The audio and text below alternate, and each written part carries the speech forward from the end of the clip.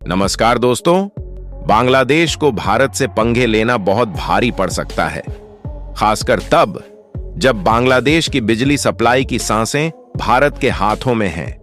Gas की भारी कमी, कोयला प्लांट्स मेंटेनेंस की दिक्कतें और बढ़ती खपत ने बांग्लादेश को इस हालत में लाकर खड़ा कर दिया है कि भारत से आने वाली बिजली, बांग्लादेश इलेक्ट्रिसिटी क्राइसिस, उसके लिए लाइफलाइन बन चुकी है। हालात ऐसे हैं कि अगर सप्लाई में हल्की भी रुकावट आई तो देश का बड़ा हिस्सा अंधेरे में डूब सकता है।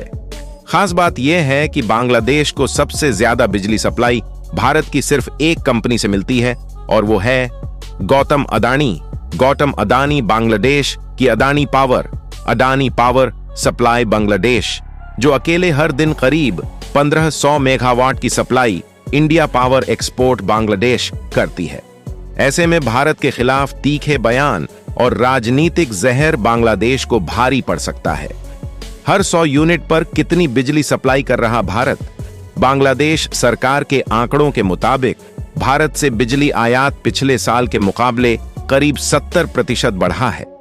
जुलाई तक के 7 महीनों में यह आयात इतना बढ़ा कि बांग्लादेश की कुल बिजली आपूर्ति में भारत की हिस्सेदारी 9.5% से बढ़कर 17% हो गई।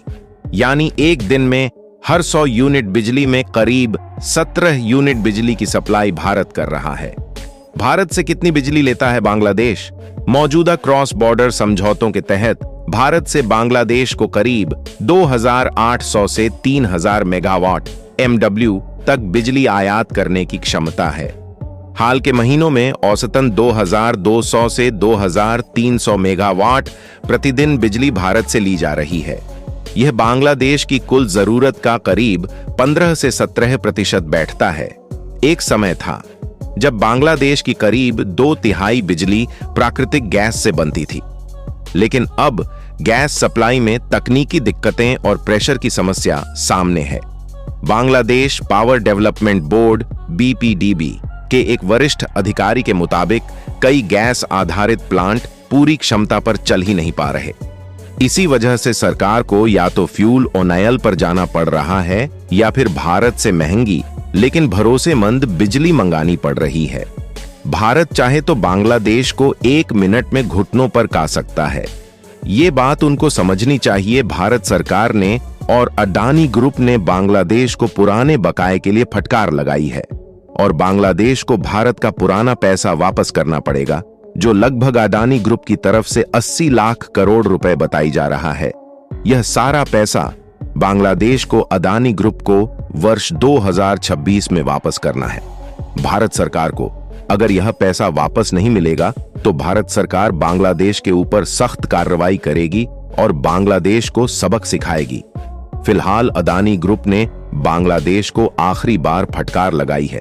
बांग्लादेश के पैरों के नीचे से जमीन खिसक गई है क्योंकि उनके देश की अर्थव्यवस्था कर्ज के ऊपर चल रही है।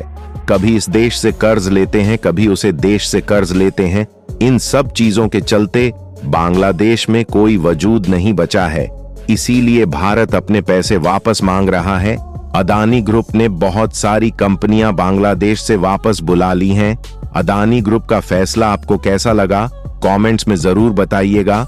भारत सरकार आने वाले समय में बांग्लादेश को पूर्ण रूप से विभाजित कर देगी, जिससे बांग्लादेश के 2 टुकड़े हो जाएंगे और सबसे बड़ा टुकड़ा भारत के हाथ में होगा। इसीलिए भारत बांग्लादेश से सारी कंपनियां वापस बुला रहा है और बांग्लादेश को घुटनों पर ला रहा है। तो दोस्तों, वीडियो पसंद आया हो तो वीडियो को लाइक करो और चैनल को सब्सक्राइब करो। धन्यवाद।